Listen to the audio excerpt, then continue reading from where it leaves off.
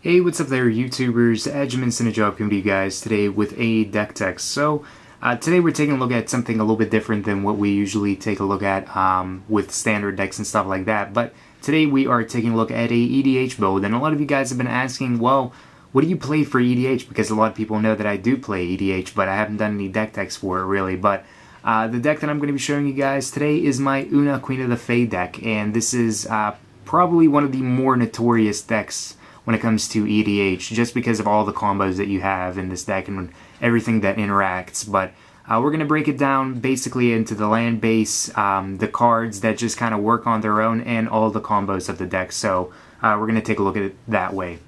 So first off, let's move this kind of out of the way and take a look at the land base here. So first off, we have Drowned Catacomb, Dimir Aqueduct, Rupture Spire, River of Tears, Darkwater Catacombs, Salt Marsh, Underground River, Frost Marsh, Tainted Isle, Secluded Glen, Dreadship Reef, Grand Coliseum, Vivid Creek,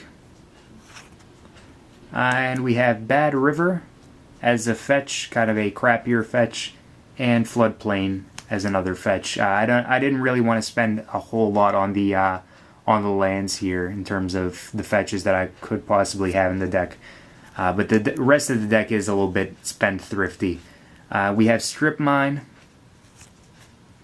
Command Tower, Reliquary Tower,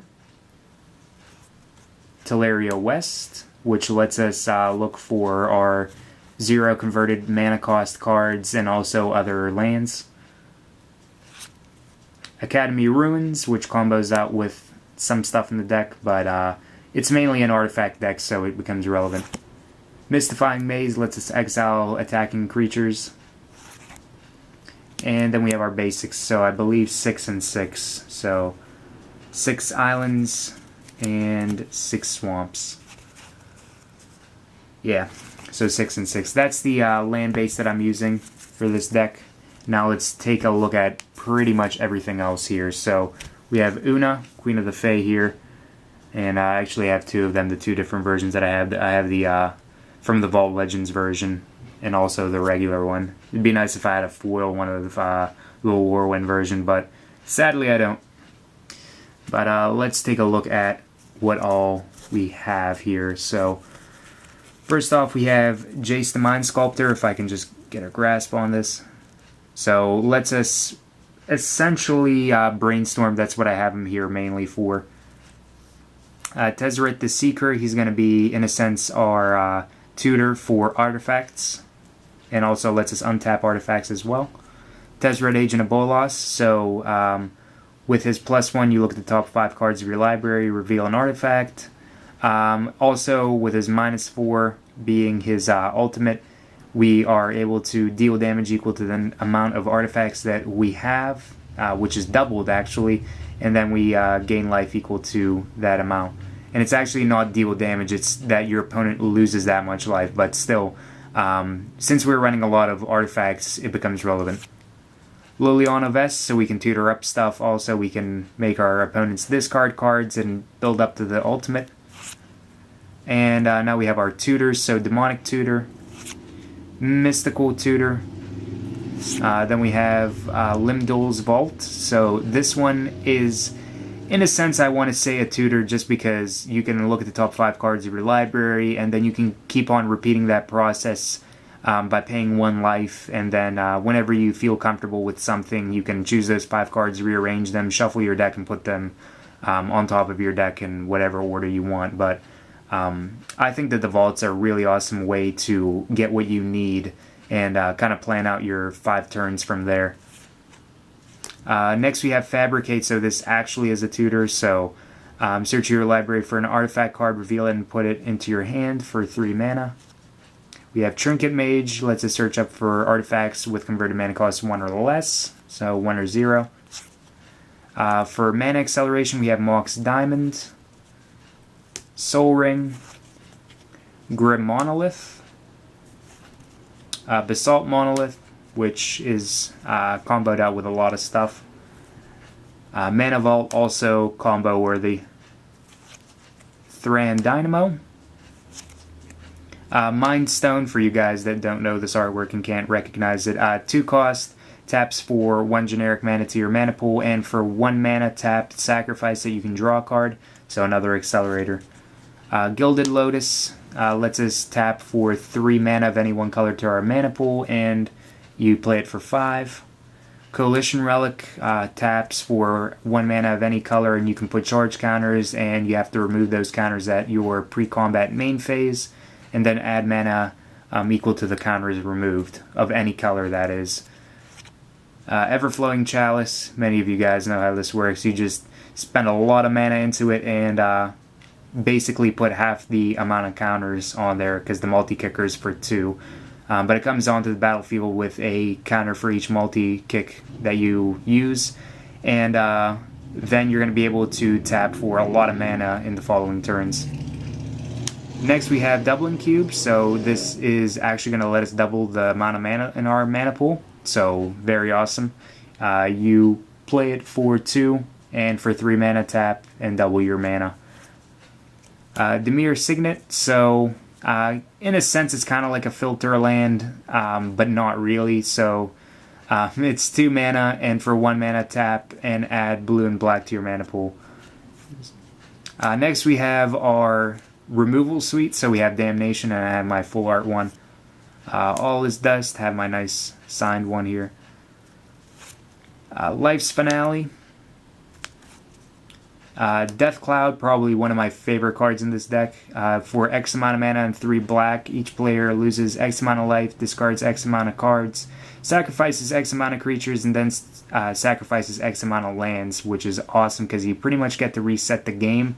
And because we have so many artifacts that are accelerating us in mana, it really doesn't do much that we are going to be losing our lands, especially because we have Crucible of Worlds in this deck, so we can play them from our grave. But Death Cloud is awesome. Oblivion Stone lets us blow up stuff as well, and keep some stuff if we want to put counters on them. For our draw spells, we have Visions of Beyond. If a graveyard has 20 or more cards, we can draw 3 cards from it, or we can just draw 1 card for 1 blue mana, which oftentimes I draw 3, but sometimes if the situation's unfortunate enough, I just end up drawing 1. We have Brainstorm. Necropotence, so this one has a drawback to it, but still at the same time for 3 black, you get to get a hold of a lot of your pieces that you need to do some of the combos in this deck, so Necropotence is awesome, but at the same time has a pretty big drawback. Same with Phyrexian Arena, has just the drawback of losing 1 life, but drawing more cards is very, very essential. Fact or Fiction, another awesome way to draw cards. Traumatize, so you get to mill your opponent for half of their deck. Forced Fruition, so for 7 mana, it's an enchantment. Whenever an opponent plays a spell, that player draws 7 cards, so you can deck out your opponent really quick with this card, especially if you're playing a multiplayer game.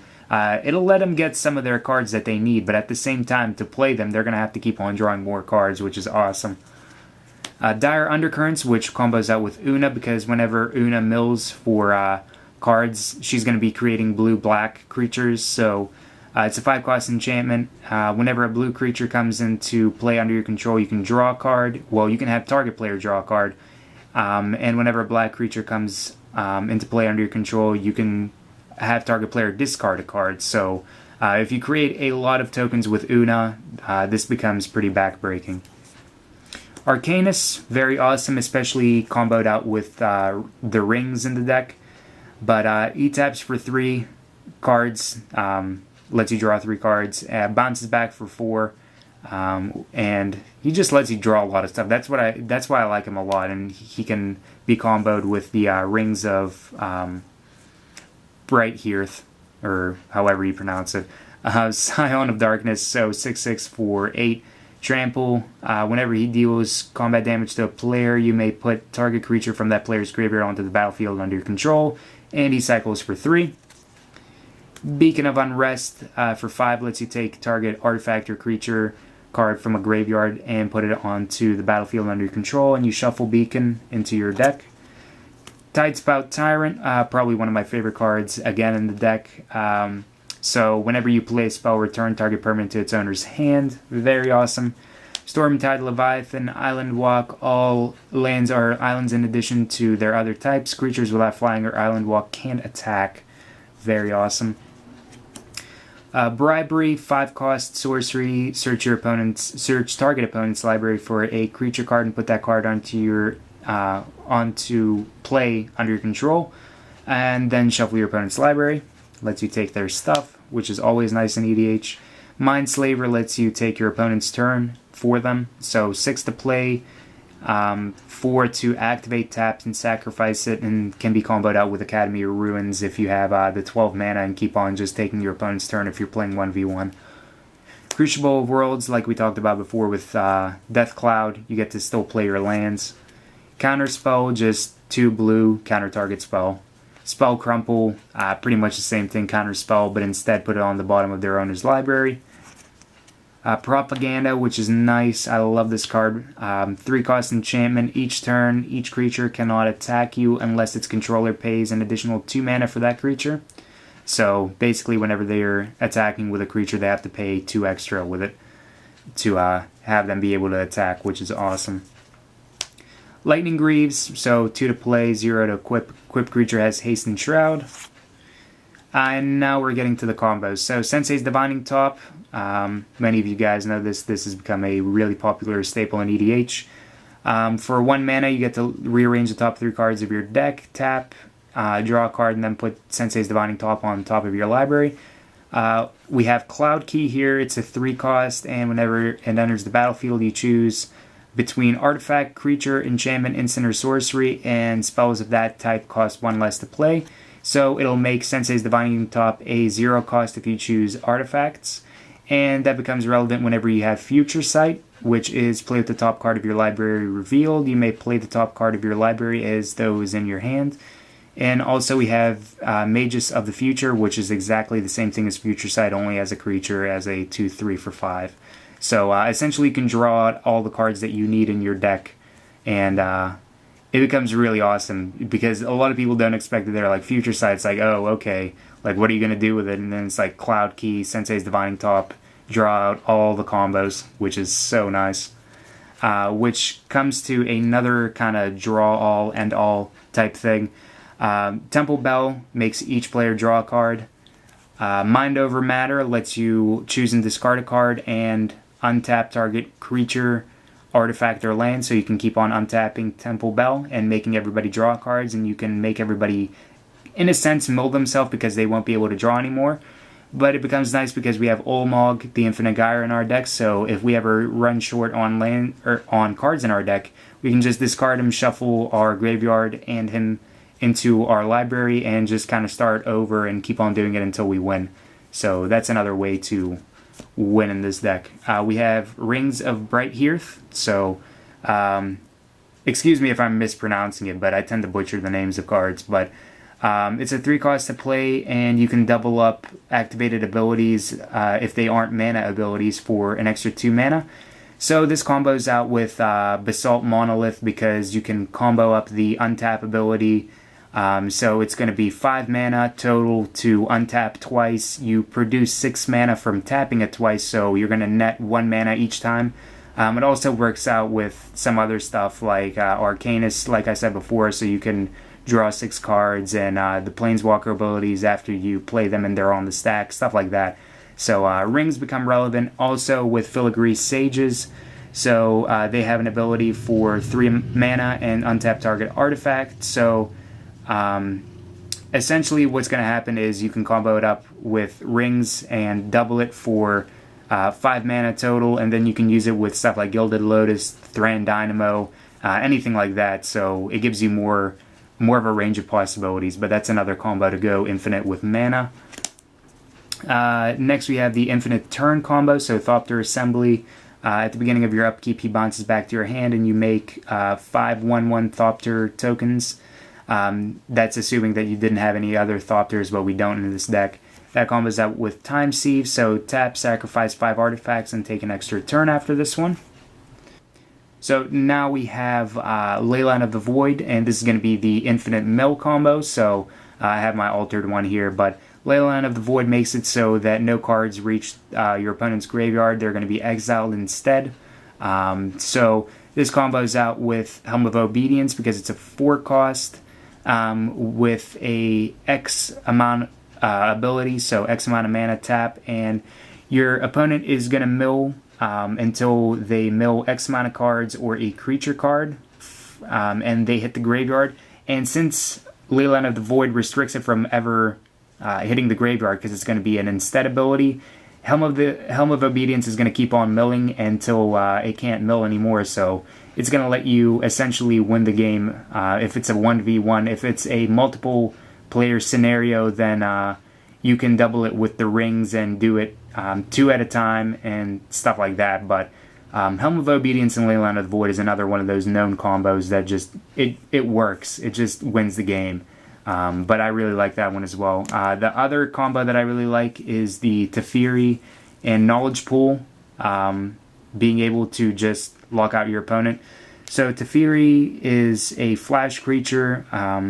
Creature cards you control that aren't on the battlefield have flash, and your opponent's cards can only be activated anytime that they could activate a sorcery, so it restricts them to just being sorcery cards. So this is going to be nice with Knowledge Pool because Knowledge Pool is a 6 cost imprint. Whenever it enters the battlefield, each player exiles the top 3 cards of their library. So whenever a player casts a spell from his or her hand, that player exiles it. If a player does, he or she may cast another non-land card, exile with Knowledge Pool without paying its mana cost. So the way that this works is Teferi is going to restrict them from doing anything else. Knowledge Pool, whenever they cast something, it's going to be exiled, and then it's going to attempt to give them priority to cast something else, but since there's stuff already on the stack, it's not going to be able to be played with Teferi because it restricts it. So essentially, it locks out the game in really simplified terms, but in the more specific way that it works, it's that Knowledge Pool attempts to give the player a chance to play something and put it onto the stack. Teferi restricts it by saying, oh no, you can only play stuff whenever you could cast a sorcery, which is anytime there's nothing on the stack, and since Knowledge Pool is resolving still, it's still going to be on the stack. So like I said, just to simplify it, they can't play anything except for their general, so it becomes really nice. Next we have Power Artifacts, so this kind of combos out with a lot of stuff like the Mana Vault, the Monoliths, stuff like that. So it's a 2 blue.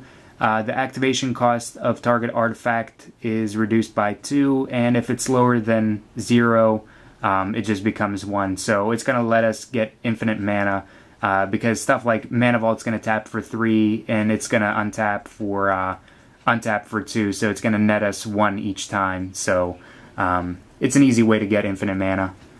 Etherium Sculptor, so this is going to be kind of a utility for making our artifact spells cost 1 less. So 1/2 for 2, artifact spells cost 1 less to play. We have Sculpting Steel, which comes onto the battlefield as a copy of target artifact.